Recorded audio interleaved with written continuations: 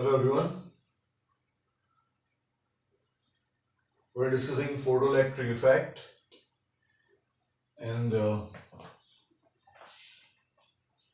with photoelectric effect we now know that light also behaves as a particle like photon which is massless,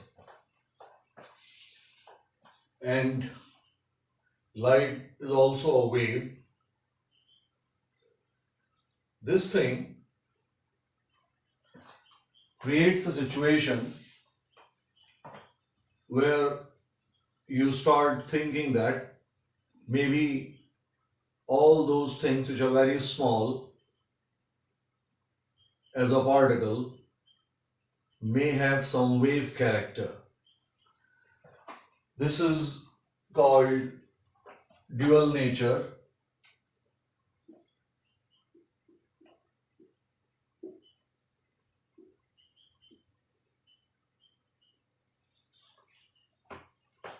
This dual nature tells us that if something is very tiny, very small, then it may have some wave character. In the beginning, it was just a suggestion that a very small thing can have some wave character, which I hope everybody knows is due to Broglie.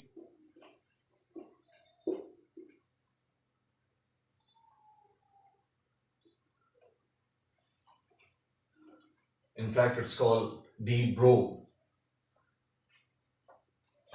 And what Bro tells us that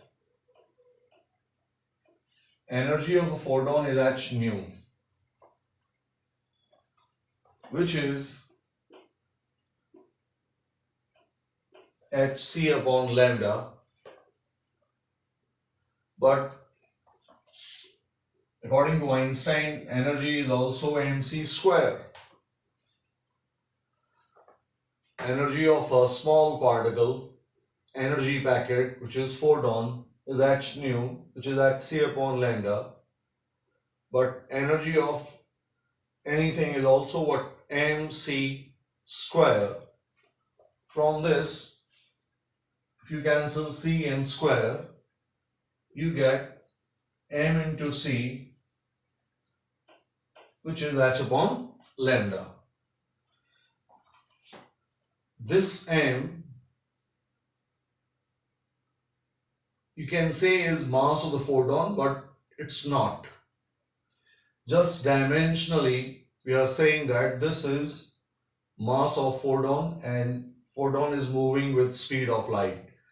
But as such, photon is a massless particle, but this relation tells us that dimensionally the whole thing is what? Linear momentum, and therefore we can say that any photon has this much linear momentum, which is inversely proportional to its wavelength.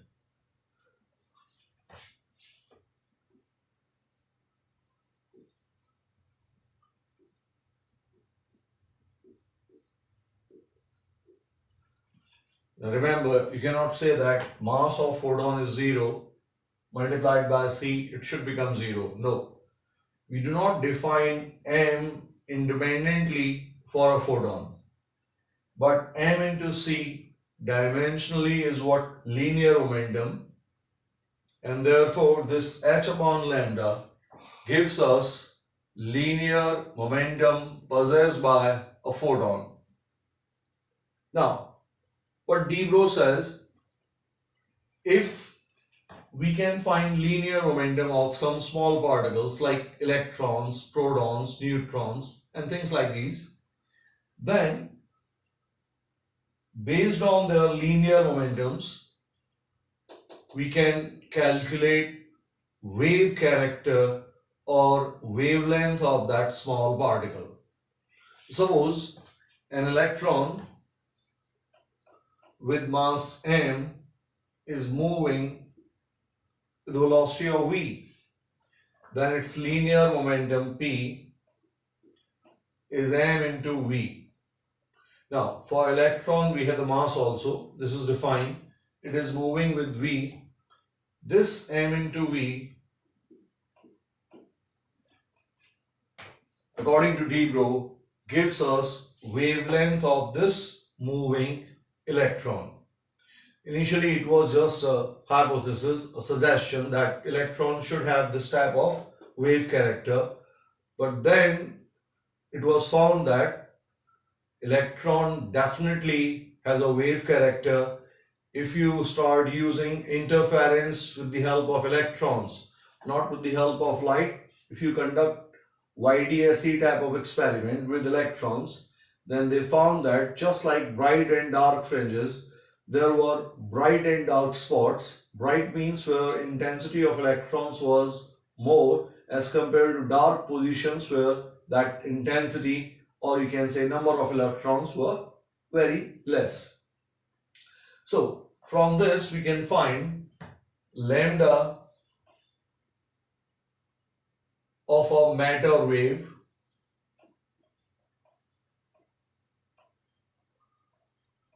which is given by h divided by linear momentum p.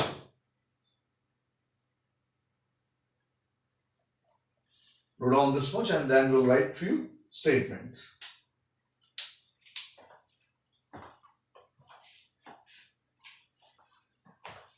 Write down the statement.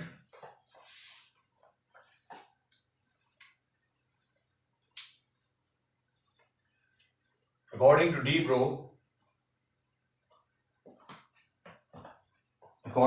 Broglie,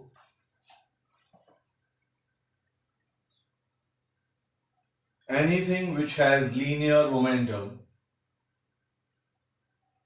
remember anything, even you have got a wave character, but since your linear momentum will be very large as compared to a very tiny particle, that wave thing is almost negligible,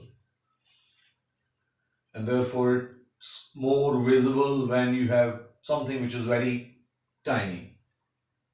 So, according to Broglie, anything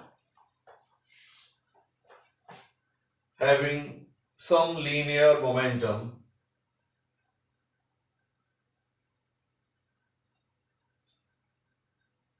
has a wave character present in it.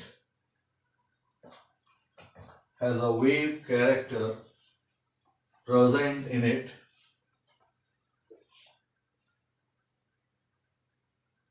where wavelength is inversely proportional to its linear momentum.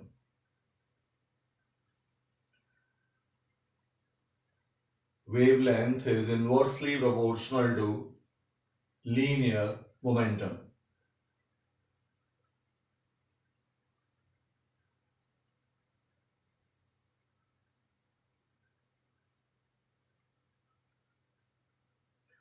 For very small particles like electrons, protons, for very small particles like electrons, protons,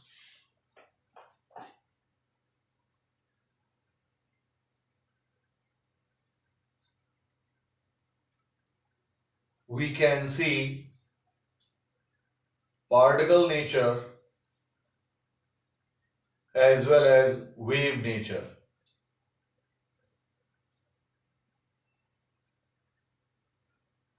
Which is nothing but dual nature. Which is nothing but dual nature.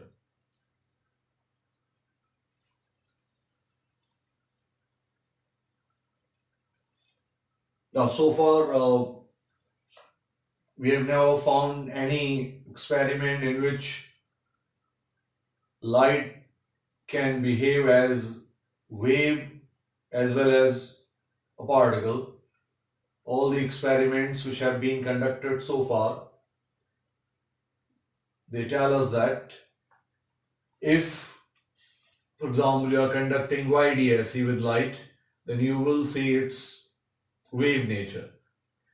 If you conduct photoelectric effect, then you are going to see particle nature of light. But there is no experiment which has been conducted so far reveals that both effects are present at the same time. Now, depending on the experiment, light or any particle is going to present you with a particular behavior or its character. Now,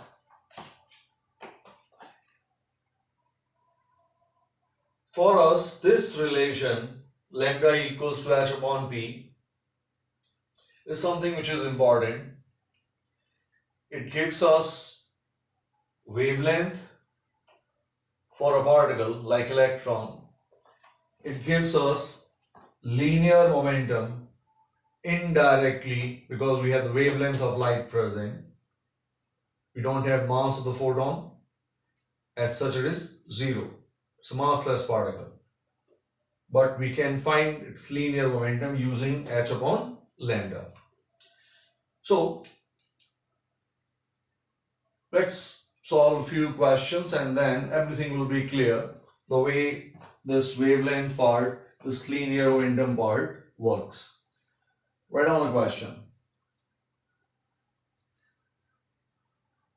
Kinetic energy of an electron is doubled by how much its wavelength will change. Kinetic energy of an electron is doubled, then by how much its wavelength is going to change. Now, this is something which is very elementary. You have the value of linear momentum, you have the value of kinetic energy, and you have the relation which gives lambda, which relates lambda, h and p. So it should not take more than 30 seconds. And believe me, it's very, very, very easy question. You all can attempt this. Give it a try.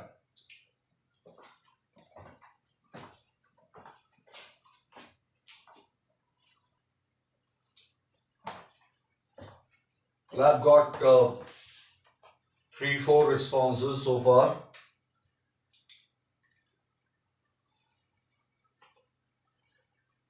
And none is correct.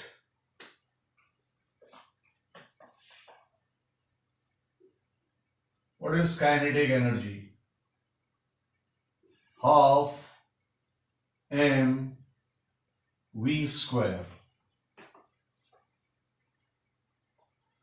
So if I say that K becomes 2K if you double the kinetic energy of an electron, you're not changing its mass. If you're not changing its mass, then if it is moving with V, then afterwards, should it move with 2V? If this is 2V, then kinetic energy will increase 4 times. So this V should become what? Root 2 times V. If V becomes root 2 times V, this is square. Root 2 square will give you what? 2. Now what is linear momentum? M into V. You're not changing mass. V is becoming root 2V. That means you are saying linear momentum is becoming root 2 times P. But we know that lambda is inversely proportional to P. Inversely proportional to P. So if initially you have a lambda, wavelength is lambda, then this P is now what? Root 2V, and therefore root 2P, therefore final lambda will be lambda upon root 2. And all of you guys are writing what lambda by 2, lambda by 2. Note down this.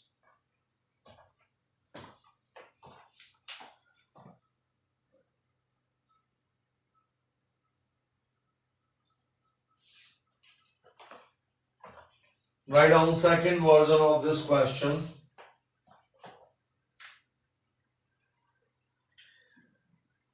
An electron is accelerated from rest. An electron is accelerated from rest with the help of potential difference V. Electron is accelerated from rest with the help of a potential difference V. Find out its wavelength. You have an electron, initially it's not moving. How do you start moving a charge? You provide it with some electric field. That comes with the help of potential difference. So you develop a potential difference and electron starts moving. Question is, what is wavelength of the electron in terms of V? Let's see how many of you will answer this part.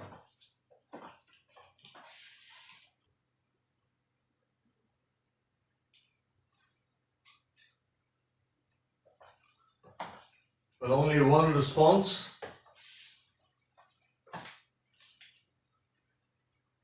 And the answer is correct. Good. Look here.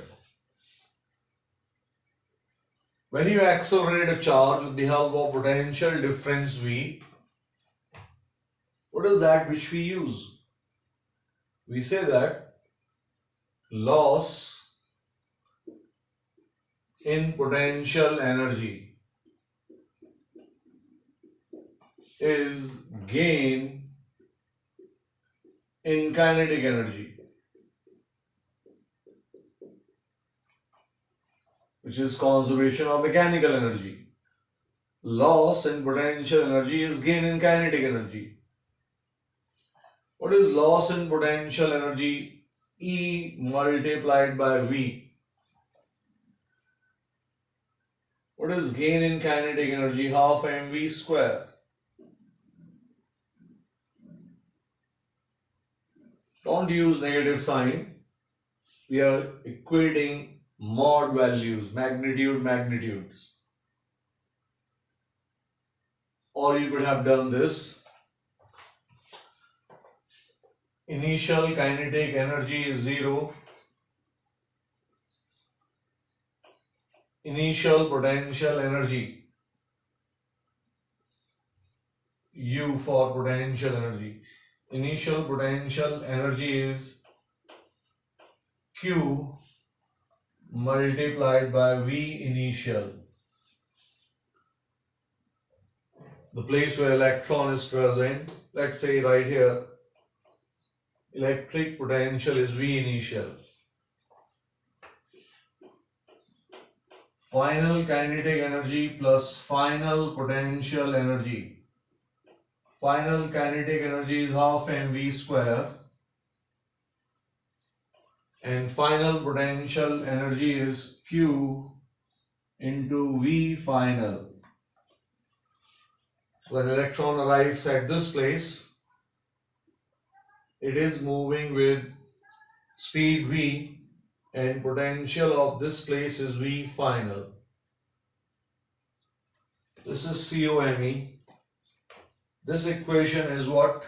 This equation is half mv V square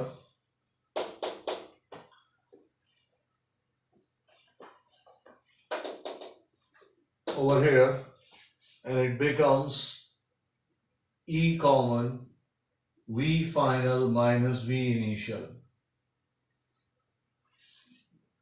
This V final minus V initial is nothing but V, potential difference, which is this EV. So you can write directly loss in potential energy EV, gain in kinetic energy half mv square. And I hope you remember electrostatics. This is electron. If this is the electron, it's a negative charge. You want it to move in this direction, therefore force must be in this direction.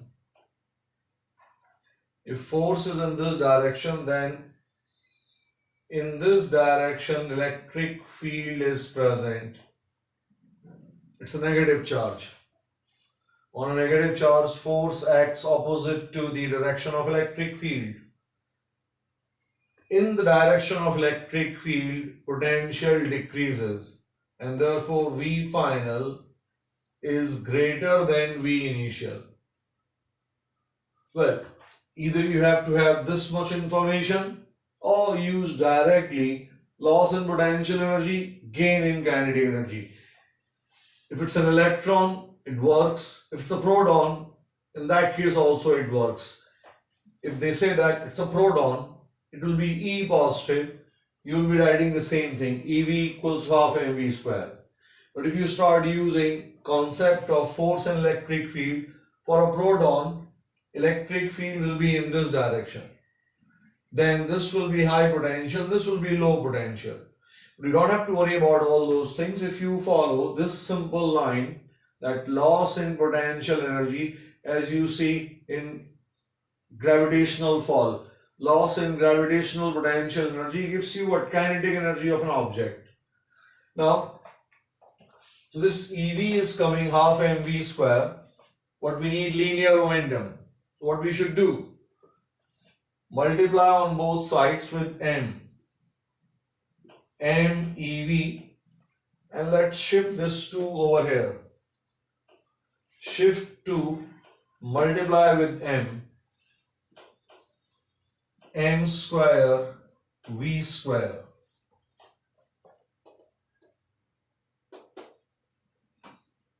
What is m square v square? P square.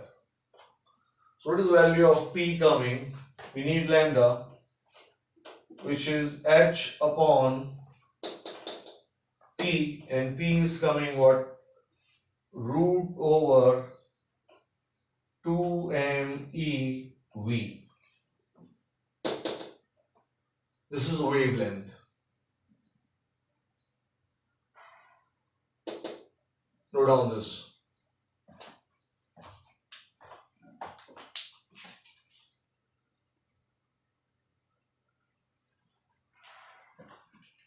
Write down next question. An electron moving with speed v,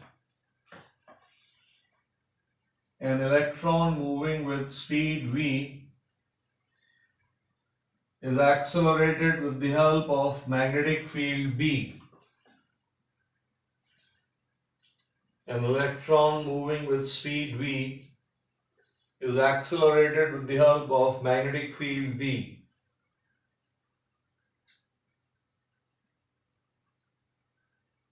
Find out change in its wavelength. Find out change in its wavelength.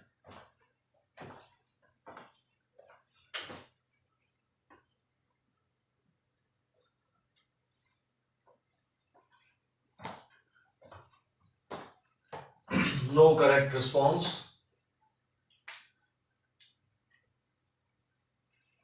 What is work done by a magnetic field? 0. Work done by magnetic field is zero. That means change in kinetic energy is what? Zero. We have done this thing when I taught you Lorentz force. Lorentz force on a moving charge is always perpendicular to the direction of motion, and therefore no work is done by the magnetic field on any type of moving charge, which gives us delta K what? Zero. If you're not changing kinetic energy, that means you're not changing its speed. So V will remain same. P, or rather say magnitude of P. This charge is going to move in a circular path if magnetic field is uniform. An angle between V and V is 90. But we can say that magnitude of linear momentum P will remain same. It is moving in a circular path and therefore direction of linear momentum is changing, but magnitude will remain what? Same. What is lambda? H upon P. You're not changing P and therefore lambda will remain same.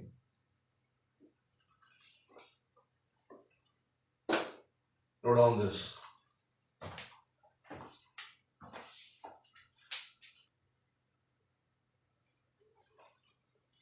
Write down another question. Is it possible that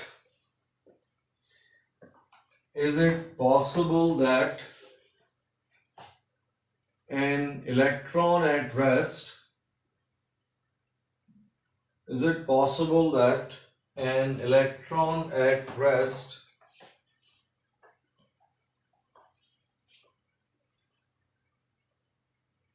can completely absorb a photon?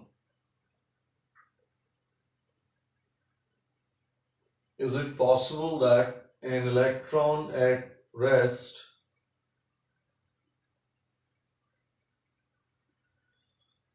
can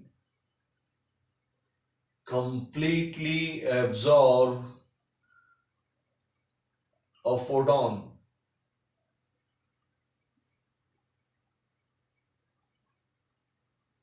I'm giving you 30 seconds, but I don't expect that you can produce a correct answer or you can justify your answer. But I'm giving you 30 seconds and some hint also, so that at least some of you can start using those things, and then you can verify how much you did correct.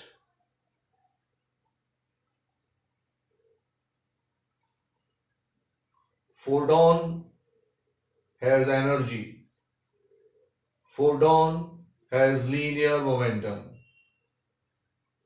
So when you have energy, you have got linear momentum. Conserve both things. Use conservation of energy, use conservation of linear momentum.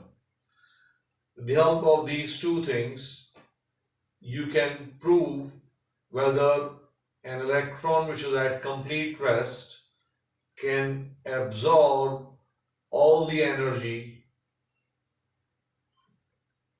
or not. Use this and then I'll produce the answer.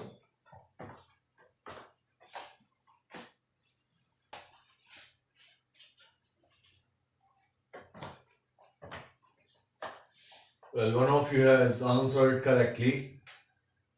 It's not possible. Now, how come it's not possible? Look here.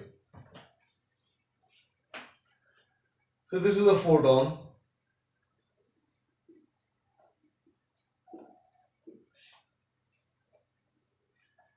And this is your electron. Electron is at rest and photon has energy which is E, which is mc square which is hc upon lambda. Now, suppose after absorbing this photon, once an interaction takes place and electron completely absorbs this,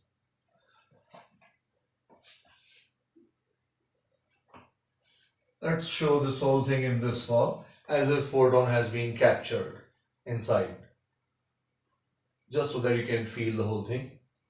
With this, we found that electron starts moving with speed v.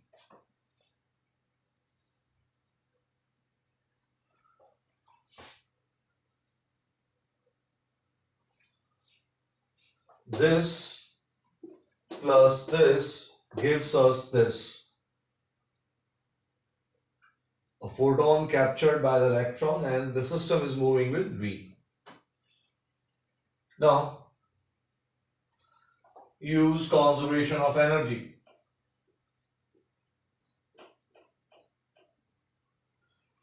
Well, photon doesn't have any mass and therefore what is energy afterwards? Half mv square. Photon doesn't have any mass, it's been absorbed, and whatever energy it gave, with that your electron starts moving with speed v. So this is mass of electron and it is moving with speed v.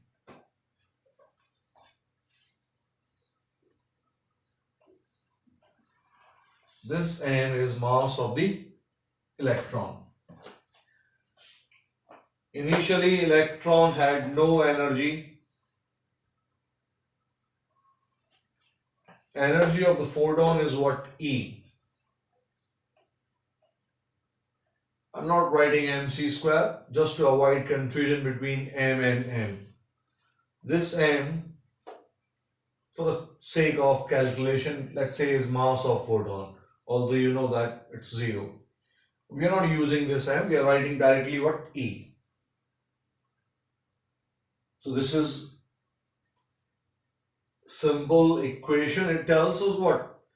This much energy is supplied by the photon and this energy then gives what? Kinetic energy to the electron. Now let's talk about COLM. Conservation of linear momentum. Electron is at rest. What is linear momentum of the photon? E divided by C. What is linear momentum of the photon? mc, which is E divided by C. E upon C. Afterwards, we have got an electron which is moving with linear momentum v. There is no existence of photon, it has been captured by the electron. So this is your first equation and this is your second equation. Now with the help of these equations, let's find out v of the electron. This gives us E as half mv square. Put this value of E over here. Half mv square E. Half mv square divided by C is m into v. M cancelled. V cancelled. This gives us V as 2C.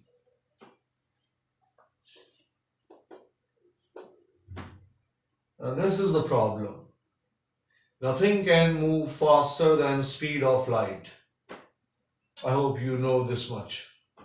Nothing can move faster than speed of light, and therefore if this electron captures the photon completely, then speed of the electron afterwards will be double the speed of light, something which is not possible, and therefore you have a statement now: an electron at rest, write down the statement, an electron at rest can never capture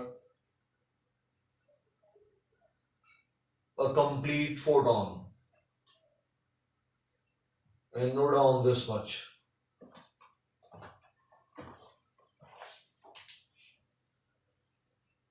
By the way, is there anyone who got the value of V as 2C? If you did, write down yes. Good. One of you got V as 2C. Good. Very good.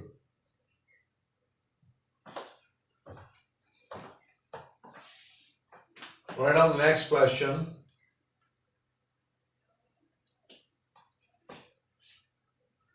Out of Broglie,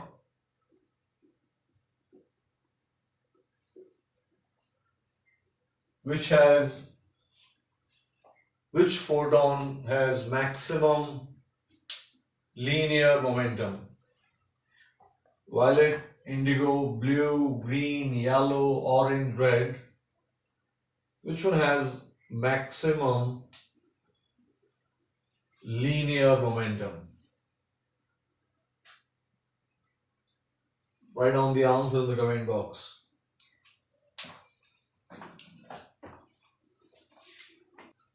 Good. Everybody has answered correctly.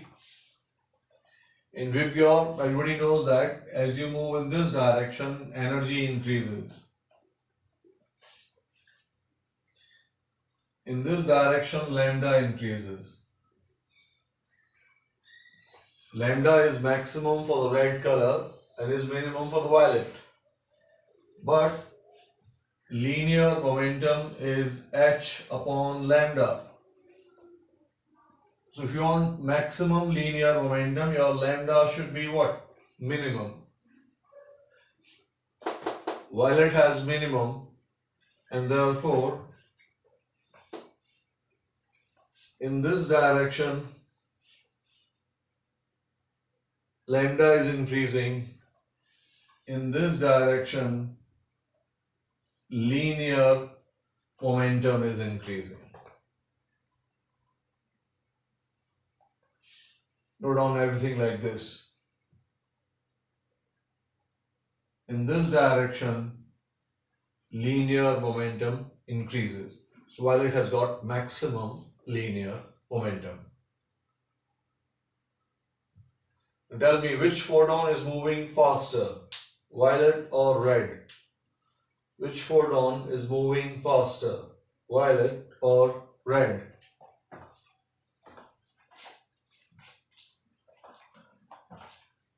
Well, everybody is saying violet.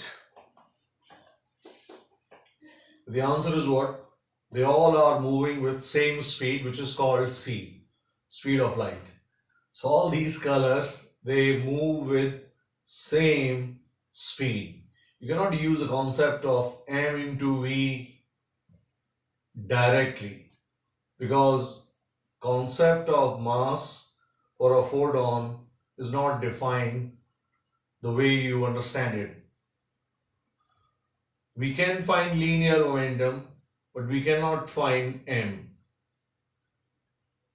All these colors are moving with same speed, which is speed of light, 3 into 10 to the power 8 meters per second in vacuum. In a medium, you all have seen prism, you all have seen dispersion, but I taught you that in a medium, the colors, they move with different speeds, and because of that you get different refractive indexes, and because of that dispersion takes place. But in vacuum, they all are moving with same speed. Write down the statement.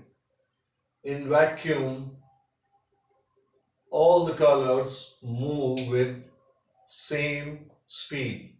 It's not about all the colors.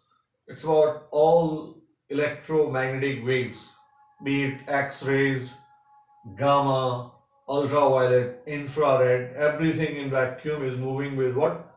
Same speed, which is 3 into 10 to the power 8 meters per second.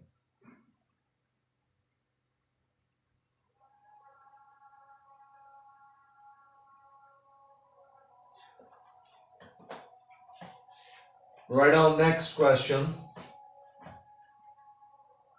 We have a mirror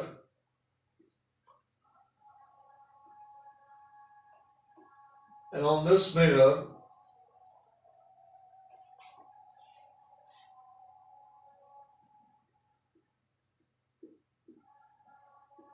a photon of frequency h nu arrives and then is reflected back. It's not a single photon. We have got intensity of light as I. What is intensity? Number of photons, their energy per unit area per unit time. So intensity of the light which falls on the mirror is what I. Light is made up of those photons. Every photon has got an energy of E, which is equal to h nu, and then is reflected back. Now we know that photon has linear momentum. If photon has linear momentum, then the whole setup is what? If you throw a ball and just try to feel it, this is your hand, and you try to catch a ball, and then ball bounces back from your hand. Then your hand experiences what? Force. Force because of the reflection. We need to find force experienced by the mirror as this light of intensity I falls on it. You can take, for simplicity, area of the mirror as 1 meter square, that is unit area. What is I? Intensity. What is intensity? Joules, energy falling per unit area per unit time. So this is total energy of light which falls on the mirror per unit area, which automatically is 1 per unit time. Find out force which acts on the mirror, and it's a real thing. This type of thing tells us that although photons have no mass, but still they have got what? Linear momentum. In fact, there are designs of spacecrafts which will use this type of propulsion system, that lasers will be fired, lasers, and with those lasers you can propel something. Definitely it should be very lightweight so that these photons can provide sufficient force. So it's a light sail type of thing, and that sail type of thing is bombarded with photons. Energy is coming from the earth, or energy can be supplied directly by the sun's rays, and then this spacecraft type of thing can move between stars, because if you are going to use all the energy system which we right now use, the rockets, the chemical energy and all, then there is no way you can travel from one star to another, from our solar system to the another one. It will take very vast amount of energy and all. But this type of system, it doesn't need any energy. You can directly transfer energy from sun's rays and it can travel. So let's find out the force which is acting on this mirror of unit area.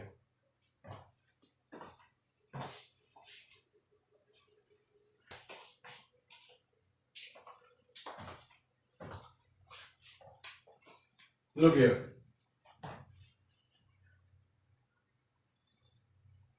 This is the mirror. Let's take a single photon first. This photon is moving with c, hits the mirror, and then comes back with same speed c. Light always moves with same speed. C, C.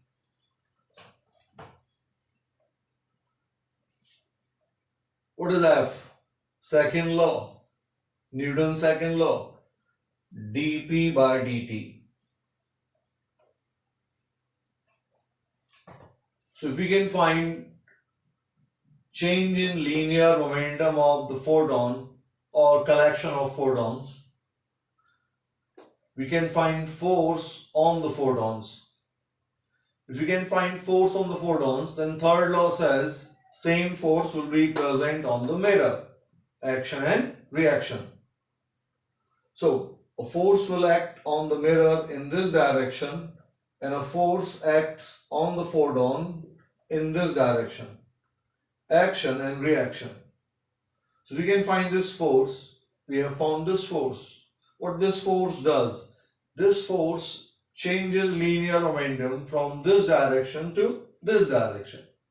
Remember, linear momentum is a vector quantity. This is the basic idea behind this type of question.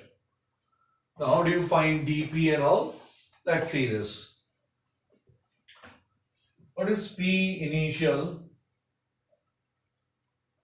P initial is M into C. Linear momentum of a photon, and say n number of photons. How many? N number of photons are hitting this mirror per second. What is n? You can write down n is number of photons hitting unit area per second.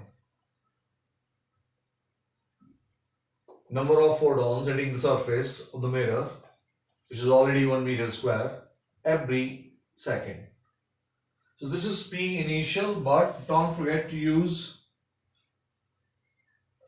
it's just a one-dimensional thing, and therefore I hope you understand this linear momentum is negative.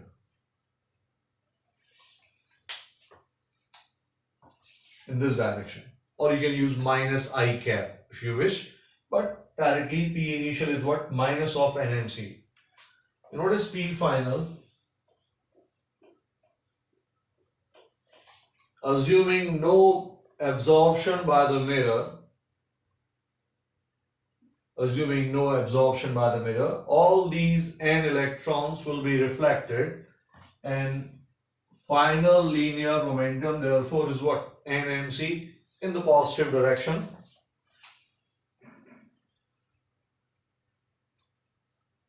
Or you can use plus I cap. So what is P initial minus NMC? P final is plus NMC. What is dP by dt? dP by dt is change in linear momentum per unit time. dP by dt. So when you write by dt, it tells you what?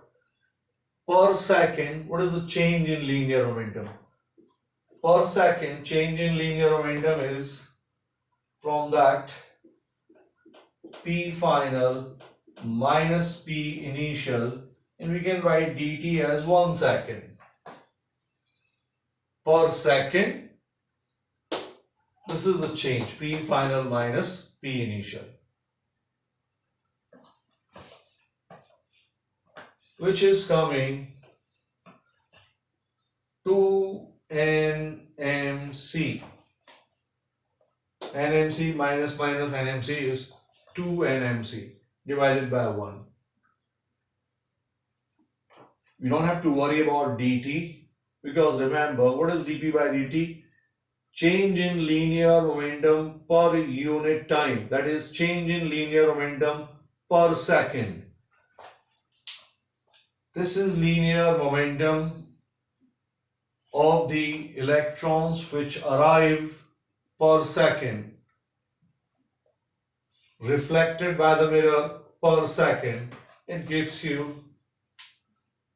F as 2nmc, and definitely direction is plus. We are finding force on the photons. Its magnitude is same for the mirror. We are finding force for the photons. We are changing linear momentum of the photons, and therefore I am using the plus sign. The plus sign gives us this direction, and then will give us the magnitude. So we have found 2nmc. What is I? I is energy of all the photons which arrive per unit time. Energy of one photon is what? E. Energy of one photon is E. How many photons are present in 1 second? Ne. How much area we have? 1 meter square. So your I is nothing but Ne. I hope you understand what this Ne is. Simple. Every second on this unit area, how many photons arrive? N. Every photon has how much energy? E. So this Ne automatically is what? Joules per second per meter square. This gives us N, which is 2N. What is N? I upon E into mc.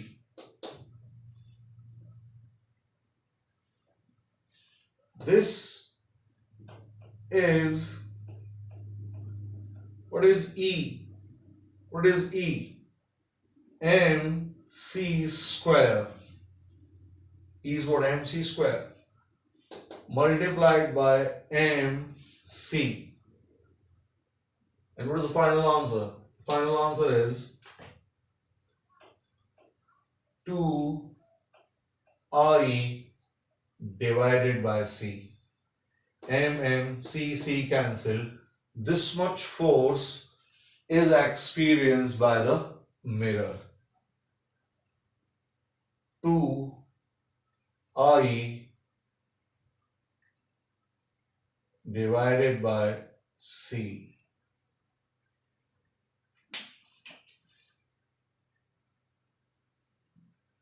Are you comfortable with this answer, 2I upon C? Yes or no? Write down fast in the comment box. Good. Note down this and then you can leave.